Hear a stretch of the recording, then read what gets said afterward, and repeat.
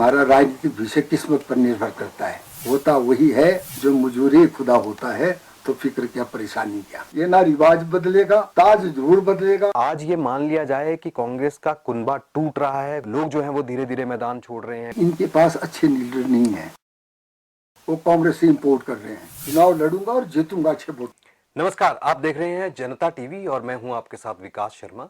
इन दिनों अब चुनावी जिस तरह से माहौल बन रहा है और हिमाचल प्रदेश में चुनाव बहुत नजदीक है, ऐसे में लगातार जनता टीवी जो है वो बड़े वरिष्ठ नेताओं के साथ जो है वो चर्चा कर रहा है और आज राजनीतिक हालात को लेकर चर्चा करेंगे। और ज्यादा बात करने के लिए मेरे साथ इस समय मौजूद हैं कांग्रेस पार्टी के वरिष्ठ नेता और पूर्व मंत्री कौल सिंह ठाकुर।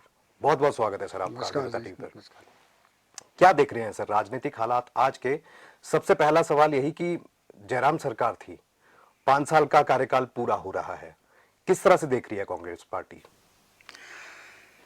ऐसा हमें खुशी हुई जब जयराम मुख्यमंत्री बने, क्योंकि भारतीय जनता पार्टी ने 2017 में प्रोफेसर प्रेम कुमार धूमल को मुख्यमंत्री घोषित कर दिया था कि मुख्यमंत्री प्रेम कुमार धूमल ही होंगे। लेकिन दुर्भाग्य से वो हार गए चुनाव में। और जयराम जो है, he is not a chief minister by choice, he is a chief minister by accident. और इसलिए क्योंकि आरएसएस की बैकग्राउंड है, इसलिए ये चीफ मिनिस्टर बन गए। मैंने सोचा भी था कि मैं चीफ मिनिस्टर बन जाऊंगा। और मैं मंडी में पहला आदमी था जिसने स्वागत किया कि मंडी का मुख्यमंत्री बना है और मंडी जिले का भी विशेष ध्यान पूरे जिले का रखेगा। लेकिन जो इनकी कार्यशैली रही है, अब मैं नहीं समझता कि ये इनकी लैक ऑफ एक्सपीरियंस था, अनुभव की कमी थी। क्योंकि वो ज़्यादा देर मंत्री रहे, 2 साल ही मंत्री रहे थे। बाकी विधायक जो रहे थे 3-4 बार। इसलिए एक तो इनका नौकरशाही पर कोई नियंत्रण नहीं रहा, नौकरशाही अपनी चाल चलते रहे, इनके आदेशों की पालना नहीं हुई। और ये मशहूर हो गया कि भाई चीफ मिनिस्टर की बात इनकी सेक्रेटरी लोग करते ही नहीं है। दूसरा, इन्होंने बतौर मुख्यमंत्री मंडी जिले में सिर्फ अपने चुनाव क्षेत्र से बाहर नहीं निकल सके, अपने चुनाव क्षेत्र का ही ध्यान दिया, चुनाव क्षेत्र में सबसे ज़्यादा काम किया।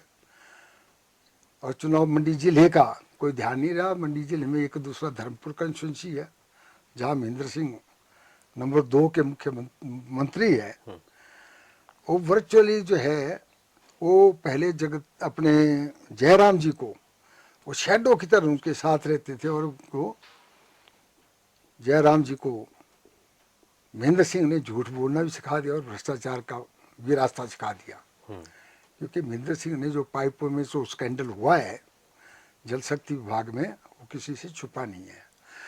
आज जो इनके 5 साल पूरे होने जा रहे हैं, इनकी कार्य प्रणाली से हिमाचल की जनता जो है मायूस है, निराश है। क्योंकि आज महंगाई चरम सीमा पे है, गरीबों का जीना हराम हो गया है। आप हर चीज़ देखो, महंगाई बढ़ रही है। और दूसरी तरफ बेरोजगारी, आज हिमाचल में ही लगभग 1.5 लाख पद अलग अलग विभागों में खाली पड़े हैं। शिक्षा विभाग में 22,000 पद खाली पड़े हैं। आज हालत ये है, स्कूलों में अध्यापक नहीं, प्राध्यापक नहीं, और अस्पतालों में डॉक्टर नहीं, पैरामेडिकल स्टाफ नहीं, और बिजली बोर्ड में टीम हेड नहीं, लाइनमैन नहीं, एएलएम नहीं। तो इस तरीके से इन्होंने सिर्फ अपने प्रचार पे ज़्यादा पैसा खर्च किया, ना कि विकास पर। आज विकास ठप है हिमाचल प्रदेश में। कुछ गिने हुए चुनाव क्षेत्रों में विकास हो रहा है, बाकी जगह विकास के काम सारे ठप पड़े हैं। तो इसलिए इनकी कार्यशैली से, इनकी कार्य प्रणाली से, इनकी परफॉर्मेंस से हिमाचल की जनता जो है खुश नहीं है, निराश है। आप डेवलपमेंट की बात कर रहे हैं, विकास की बात कर रहे हैं। जयराम सरकार तो ये कह रही है कि विकास ही एक ऐसा मुद्दा होगा जिसको लेकर जनता के बीच में जाएंगे, आगामी जो विधानसभा के आम चुनाव आ रहे हैं उसके अंदर पार्टिसिपेट करेंगे। रोहतांग टनल ले लीजिए, मेडिकल कॉलेजेस ले लीजिए, बल्क ड्रग पार्क आया है, मेडिकल डिवाइस पार्क आया है, इस तरह की बड़ी उपलब्धियां हैं, 4 लेन्स है, एनएच है, ये किस तरह से आप देख रहे हैं इस विकास की गति को? ऐसा है, अगर विकास के नाम पर ही वोट लेने हो तो अपने चुनाव क्षेत्र का ही विकास हिमाचल में दिखाएंगे तब तो ठीक है, बाकी जगह विकास नहीं हुआ है। जहाँ तक ये हर वक्त कहते हैं जयराम जी डबल इंजन सरकार, डबल इंजन सरकार, दिल्ली हमारी सरकार, यहाँ हमारी सरकार। मैं इनसे पूछना चाहता हूँ, डबल इंजन सरकार में आपने कौन सा प्रोजेक्ट हिमाचल प्रदेश में लाया? क्या एक मेडिकल कॉलेज भी हिमाचल प्रदेश में लाया? कोई सरकारी एक इंजीनियरिंग कॉलेज हिमाचल प्रदेश में लाया? जब हमारी सरकार थी, यूपी में कांग्रेस पार्टी की सरकार थी, डॉक्टर मनमोहन सिंह जी थे, गुलाम नबी आजाद जी स्वास्थ्य मंत्री थे, मैंने 3 मेडिकल कॉलेज गुलाम नबी आजाद से लिए। पहला मेडिकल कॉलेज नाहन में खोला, doctor Yashwant Singh Parmar medical college, और उसे वहाँ स्टूडेंट अब मेडिकल डॉक्टर निकलने शुरू हो गए हैं। दूसरा मेडिकल कॉलेज मैंने चंबा में खोला, और तीसरा मेडिकल कॉलेज प्रोफेसर धूमल के ज़िले हमीरपुर में खोला, और चौथा मेडिकल कॉलेज ईएसआई कॉरपोरेशन का मेडिकल कॉलेज जो हमारे ऑस्कर फर्नांडिस थे, वो सब मंत्री थे भारत सरकार में। तब मैंने कहा कि हमारे लोग भूख हड़ताल पे बैठे हैं मंडी, आप ईएसआई कॉरपोरेशन का मेडिकल कॉलेज, उस वक्त फैसला हुआ कि मेडिकल कॉलेज ईएसआई कॉरपोरेशन चलाएगी, तो मेडिकल कॉलेज उन्होंने मंडी दिया। और मेडिकल कॉलेज के उद्घाटन करने के लिए भी आए वो नीर चौक में, जिस मेडिकल कॉलेज को हमने doctor Lal Bahadur Shastri medical college रखा है। और मेडिकल कॉलेज में मेरे ख्याल 800-900 करोड़ खर्च हुआ है उस पर। जब सरकार बदली, और ये ठीक है, जब पूरा मेडिकल कॉलेज तैयार हो गया तो ऑस्कर फर्नांडिस जी ही सब मंत्री थे, उन्होंने उसका उद्घाटन कर दिया। मैं स्वास्थ्य मंत्री मौजूद था, मुकेश अग्निहोत्री भी वहाँ मौजूद थे, वीरभद्र सिंह जी भी थे। तो ये चारों मेडिकल कॉलेज जो है कांग्रेस पार्टी की देन है, इनका इसमें कोई ख्याल नहीं। जो 3 मेडिकल कॉलेज है, गुलाम नबी आजाद जी ने 190 करोड़ रुपया इसके इंफ्रास्ट्रक्चर के लिए, बिल्डिंग के लिए, सारे काम के लिए जो है तीनों मेडिकल कॉलेज को दी है। इस मेडिकल जब सरकार बदली दिल्ली में, तो इन्होंने कहा, जो भारत सरकार जो एनडीए सरकार बनी, तोमर जी उस वक्त थे सब मंत्री, उन्होंने कहा हम नहीं चलाएंगे ठाकुर साहब मेडिकल कॉलेज, हम दिल्ली के किसी प्राइवेट फर्म को देंगे। मैं क्या, आप प्राइवेट फर्म को नहीं दे सकते, क्योंकि जो ज़मीन हमने 100 बीघा उसमें दी है वो हमारी ज़मीन है, सबसे फर्टाइल ज़मीन है, हम ज़मीन देंगे, कैसे देंगे आप? फिर मैंने उनसे नेगोशिएशन करके फिर ये 284 करोड़ रुपया हमने कहा हम सब मंत्रालय को दे देंगे, वो भी 10 साल की 10 किस्तों में। और जब से मेडिकल कॉलेज शुरू होगा उससे किस्तें शुरू होगी। तो ये चारों मेडिकल कॉलेज कांग्रेस के भी देन है। और जब बिलासपुर गया तब हमारी सरकार थी, जब प्रधानमंत्री जी इसका शिलान्यास करने आए थे, मुख्यमंत्री वीरभद्र सिंह था, मैं स्वास्थ्य मंत्री था, उस वक्त शिलान्यास हुआ इसका। फिर जमीन की बात थी, हमने जो कैटल फार्म था एक एनिमल हस्बेंड्री का, वो कैटल फार्म हमने जो है सारा खाली करवाया और वो एम्स के नाम पे करवाया। उसके साथ फॉरेस्ट क्लियरेंस थी और 1000 बीघा जमीन और थी हमने, वो भी मतलब कांग्रेस पार्टी के सरकार में ही ये काम शुरू हो गया था। ये ठीक है, क्रेडिट चाहे कोई लो, ठीक है। मोदी जी आए, स्वागत है, प्रधानमंत्री आए, उन्हें उद्घाटन किया। उन्होंने उद्घाटन ये किया हाइड्रो इंजीनियरिंग कॉलेज का, है जी, वो भी कांग्रेस पार्टी के वक्त में बना है। कांग्रेस पार्टी ने उसको शुरू किया था, कांग्रेस पार्टी ने इसका शिलान्यास किया था, और मोदी जी उद्घाटन करके चले गए। मोदी जी तो रोहतांग टनल का भी उद्घाटन करके चले गए, और वो यही तो दुख हमें है। रोहतांग टनल जो है किसकी देन थी? वो तो कहते हैं उन्होंने बनाया, अटल बिहारी वाजपेयी देन थी, उन्होंने कुछ नहीं बनाया ना। अटल बिहारी वाजपेयी ने सिर्फ टनल तक के लिए सड़क का उन्होंने शिलान्यास किया था, ना कि टनल का किया। टनल का शिलान्यास किया श्रीमती सोनिया गांधी। मैं कांग्रेस का अध्यक्ष था, वीरभद्र सिंह थे, और वीरभद्र सिंह केंद्र में मंत्री थे, धूमल साहब यहाँ के चीफ मिनिस्टर थे।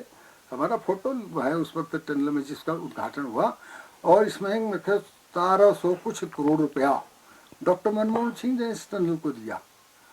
ये तो हर चीज़ अपने नाम पे लगाते हैं, इनका इसमें कोई योगदान नहीं है। ये ठीक है, उन्होंने 500-700 करोड़ और दिया होगा, लेकिन उद्घाटन करने आए और जो पट्टिका थी सोनिया गांधी की पट्टिका, वो पट्टिका गायब कर दी। उसको लगाया नहीं, हम उसको मांग करें भी उसको भी लगाओ, शिलान्यास की पट्टिका लगनी चाहिए। तो ये अच्छा, जहाँ ड्रग बल्क ट्रक की बात है, ये भी हमारे वक्त में ही केस केंद्र को गया हुआ था। फिर जमीन का था भी आइडेंटिफिकेशन उन्ना खोलनी है, क्योंकि हमारे मुकेश अग्निहोत्री चाहते थे उन्ना खोले और कुछ लोग चाहते बद्दी खोले, तो बद्दी का फैसला किया है सरकार ने।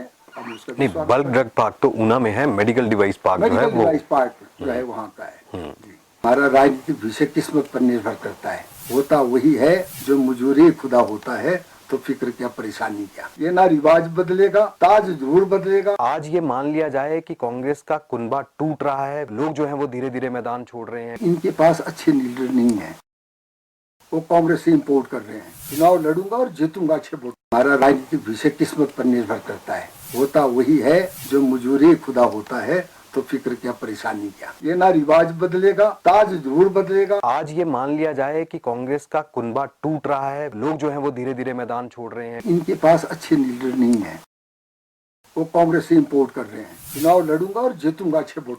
सवाल यह है कि कांग्रेस पार्टी छोड़कर बड़े बड़े नेता जो हैं वो जा रहे हैं।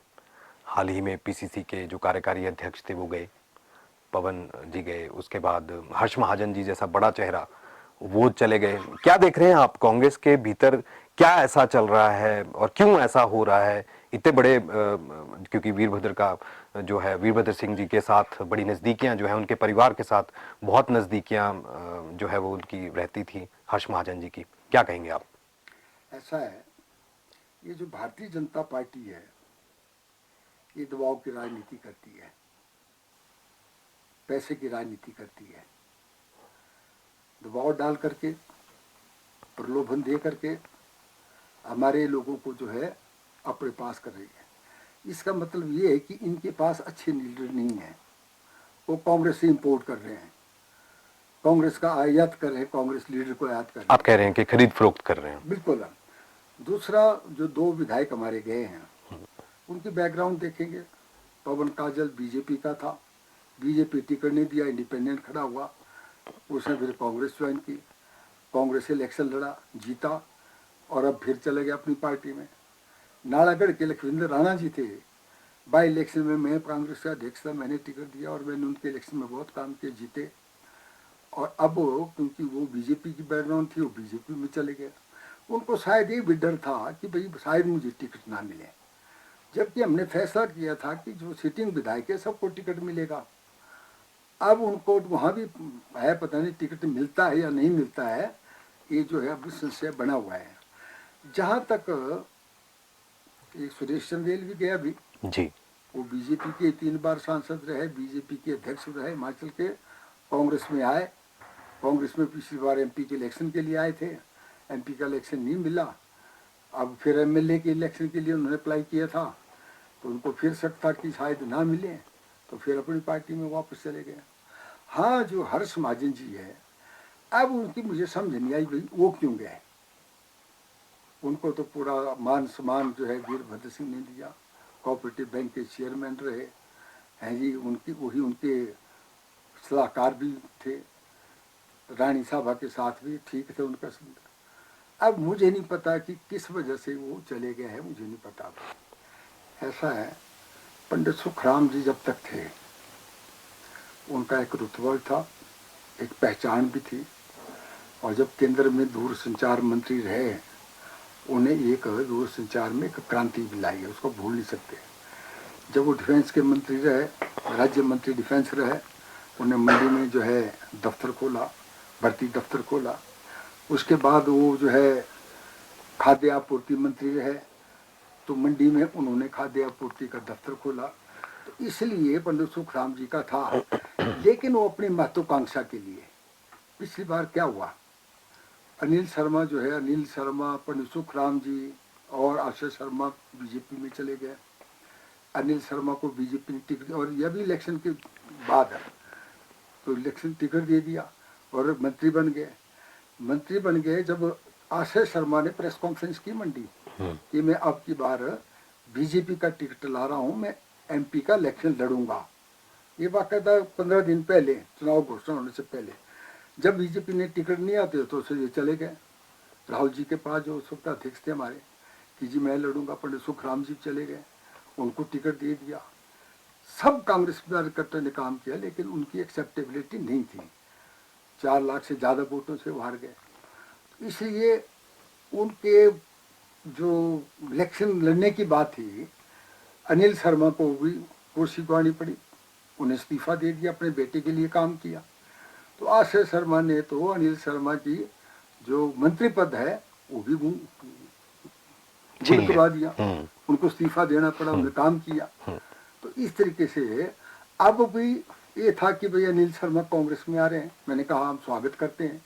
और ये था कि भाई नवरात्रों के 26 तारीख को नवरात्रे हैं तो वो पहले ज्वाइन करेगा, 27 को टिकट दे देंगे। 27 को हमारी मीटिंग थी स्क्रीनिंग कमेटी की। तो वो लेकिन 24 तारीख को जब मोदी जी ने आना था तो उनको पता नहीं क्या क्या कितना दबाव पड़ा, और कहा कि नहीं जिस पार्टी में है हम सारा परिवार उसी पार्टी में रहेंगे, चले गए बीजेपी में। तो हमें कोई इतराई नहीं है, आश्रय शर्मा का जो है राजनीतिक तो कुछ नहीं है, उनके जाने से कोई फर्क नहीं पड़ता। कोई फर्क नहीं पड़ता इनके जाने से। तो ये तो समय बताएगा। अगर ये कहते हैं बड़ा दूर है, मेरे धर्म कंस्टिट्यूंसी से उसने अप्लाई किया था, तो मैं कहता हूँ धर्म कंस्टिट्यूंसी मैं यही सवाल पूछा था कि बीजेपी का टिकट ले ले वो और लड़े। अगर वहाँ जमानत नहीं दफ्त होगी तो मैं ये मतलब इस तरीके से जो है इनका कोई राजनीति में अस्तित्व नहीं रहा है। लेकिन इसके साथ साथ बीजेपी एक बात कहती है, और हमने पिछले जो उपचुनाव हुए थे उसमें भी हमने देखा, परिवारवाद के खिलाफ है। उनका ये कहना है कि परिवारवाद को बिल्कुल भी तरजीह यहाँ पर नहीं दी जाएगी, और यही वजह है चेतन ब्राक्टा, स्वर्गीय नरेंद्र ब्राक्टा के सुपुत्र, उनको टिकट जो है उनका वहाँ से कट गया बीजेपी से। आपके भी बेटी जो है वो चुनाव लड़ना चाहती हैं। कांग्रेस पार्टी किस तरह से देख रही है इस परिवारवाद के मुद्दे को? ऐसा है, परिवारवाद ठीक है। परिवारवाद ये जो बीजेपी को भी लेसन मिल गया, ब्राक्टा को बीजेपी की कैंडिडेट की जमानत जब्त हुई, वहाँ पता लग गया परिवारवाद को टिकट ना देने से। जहाँ तक मेरी बेटी का प्रश्न है, बेटी मेरी परिवार में नहीं अब। उसकी शादी जो है मेरे घर से 50 किलोमीटर दूर हुई है। उसका ससुराल भी वही है, उसका ननिहाल भी उसी कंस्टिट्यूंसी में है, उनके सारे रिश्ते, उसके पति का ननिहाल भी वही है। मंडी से चाह रहे हैं वो? मंडी सदस्य तो वो एक मेरे परिवार का हिस्सा नहीं रहा है, वो दूसरे परिवार में चलेगी, उसी की वजह थी है हिंदू धर्म के मुताबिक।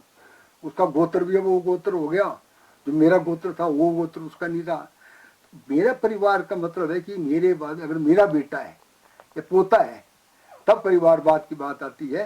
बेटी जो है वो परिवार, उसकी शादी हो गई है, काफ़ी उसके बच्चे भी जवान हो गए हैं, डॉक्टर कर रहा है एक लड़का।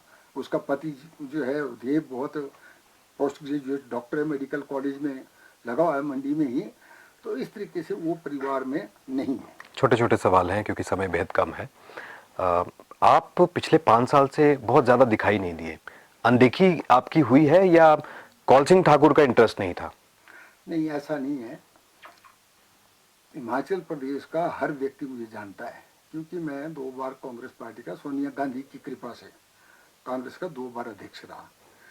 2012 में सरकार जो है मेरी वजह से हमने सरकार लाई, वीरभद्र सिंह और हमने मिल करके काम किया, सरकार बनी थी। कोई चुनाव क्षेत्र नहीं है जहां मैं नहीं गया हूँ। हिमाचल की जनता जो है वो मुझे जानती है, चाहती है, तो इसलिए ऐसी कोई बात नहीं है। नज़रअंदाज करने का प्रश्न नहीं होता। अब मैं कोई जिम्मेवारी नहीं दी है तो हम कहते हैं ऐसे भाई तो ये अनदेखी तो हुआ ना, ये अननेसेसरी है। अनदेखी ही तो हुआ ये। नहीं, अनदेखी थी, कोई ऐसी बात नहीं है, मैं इसको अनदेखी नहीं मानता। मुख्यमंत्री बनना चाहते हैं अब आप? नहीं, कांग्रेस पार्टी लोकतंत्र में विश्वास करती है, और लोकतंत्र में जब हमारे एमएलए 45-50 जीत करके आएंगे हिमाचल प्रदेश में, फिर हाई कमांड ऑब्जर्वर भेजती है, एमएलए की राय लेती है। जिस तरफ एमएलए का बहुमत होगा उस तरफ हाई कमांड फिर कहती है भाई इसको चीफ मिनिस्टर बना दें। बीजेपी तो कहती है कि बहुत से ऐसे लोग हैं जो मुख्यमंत्री बनना चाहते हैं। धूमल साहब का हमने इंटरव्यू किया, धूमल साहब ये कहते हैं कि एक बार पहले भी ऐसे ही हुआ था। ऐसा हुआ, तभी चीफ मिनिस्टर कांग्रेस का ही बना था। ये ठीक है, बीजेपी इस बात को मानती है कि कांग्रेस के पास हर जिले में कॉम्पिटेंट लोग हैं जो चीफ मिनिस्टर बन सकते हैं, तो इसलिए हमारे पास अच्छे लोग हैं, नौजवान भी है, अधेड़ उम्र के भी है। अब हमसे काफ़ी बड़े जो है कर्नल हमारे धनीराम सान्याल जी हैं, वो भी मतलब CWC के मेंबर रहे हैं, मंत्री रहे हैं, अब 16 से दोबारा चुनाव लड़ेंगे। वहाँ अपने मुकेश अग्निहोत्री है, रानी प्रतिभा सिंह जी भी है, और वहाँ सुखविंदर सिंह सुक्खू भी है। कांग्रेस को अच्छे अच्छे नेता हमारे पास है, जी। आशा कुमारी है, जी। ठाकुर रामलाल है। तो मेरा मतलब ये है कि बीजेपी के पास कमी है। अब आप देखिए बीजेपी सुक्खू जी हैं, मुकेश अग्निहोत्री जी हैं। सब, मैंने कहा सुखविंदर सिंह है, मुकेश अग्निहोत्री है, आशा कुमारी है, सारे रामलाल जी है। हर जिले में हमारे पास अच्छा कॉम्पिटेंट लीडर है, भाजपा के पास नहीं है।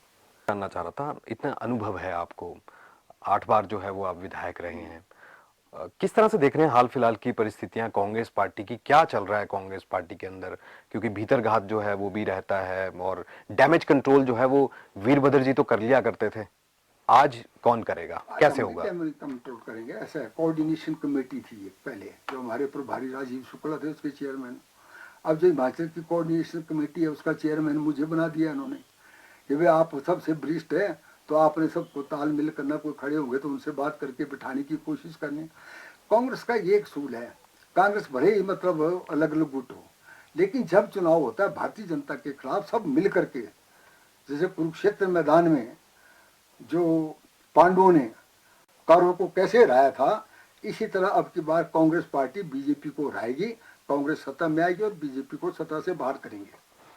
अच्छा, राहुल गांधी जी एक भारत जोड़ो यात्रा कर रहे हैं, हिमाचल से होकर आएंगे। हमने देखा सोनिया गांधी जी भी उनको जो है वो साथ दे रही थी, वो भी उनके साथ कर रही हैं। किस तरह से देख रहे हैं, हिमाचल में कोई इम्पैक्ट देखते हैं आने वाले समय में, अब चुनाव शुरू हो रहे हैं? नहीं, इसकी जरूरत क्या पड़ी? ऐसा है, भारतीय जनता पार्टी पोलराइजेशन कर रही है, भाई को भाई से लड़ा रही है, हिंदू को मुसलमान से लड़ाई है, मंदिर मस्जिद की लड़ाई करा रही है। तो इसलिए राहुल गांधी जी जो है वो विजनरी है, फॉरसाइटेड है। 3500 किलोमीटर की यात्रा करेंगे वो, और इसलिए कि भारत जोड़ो, तभी हिंदू मुस्लिम सिख ईसाई हम सब है भाई भाई, ये कांग्रेस पार्टी का नारा है। और सेकुलरिज्म, धर्मनिरपेक्षता, ये कांग्रेस का नारा है। हम किसी के धर्म में विश्वास इंटरफेयर नहीं करते, दखलंदाजी नहीं करते, सभी को अपने धर्म को मानने की आज़ादी है। लेकिन भारतीय जनता पार्टी सांप्रदायिकता पर चल रही है। वो कहते हैं हिंदुस्तान सिर्फ हिंदुओं के लिए है, तो फिर मुसलमान कहाँ जाएंगे, क्रिश्चियन कहाँ जाएंगे, और सिख भाई कहाँ जाएंगे? तो इस तरीके से हमें भारत जोड़ो यात्रा है, इसका काफ़ी इम्पैक्ट पड़ रहा है, और लोग इस बात को महसूस कर रहे हैं कि कांग्रेस पार्टी धर्मनिरपेक्षता में विश्वास करती है, कांग्रेस पार्टी सबको साथ लेकर काम करती है। आप वरिष्ठ कार्यकर्ता भी हैं कांग्रेस के, तो मेरा सवाल आपसे ये भी है, क्या युवाओं को, महिलाओं को और जो अनुभवी, जो वरिष्ठतम जो पैमाना होता है, टिकट में, टिकट आवंटन में क्या उनको जगह मिलनी चाहिए, तो किस तरह से? हाँ, बिल्कुल मिलनी चाहिए।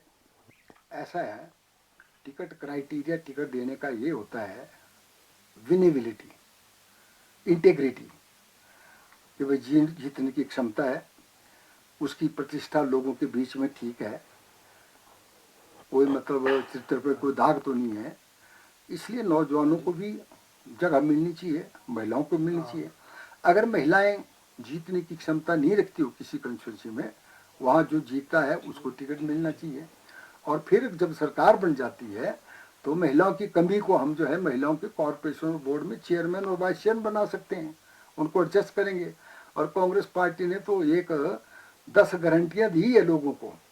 अच्छा, मैं ये भी जानना चाह रहा था, कितनी सीटों का आंकलन है, कुछ एक मैं आइडिया? तो समझता हूँ 45 और 50 सीटों के बीच में। देखना आपने, निश्चित तौर पर 50 सीटें टच करेंगे हम।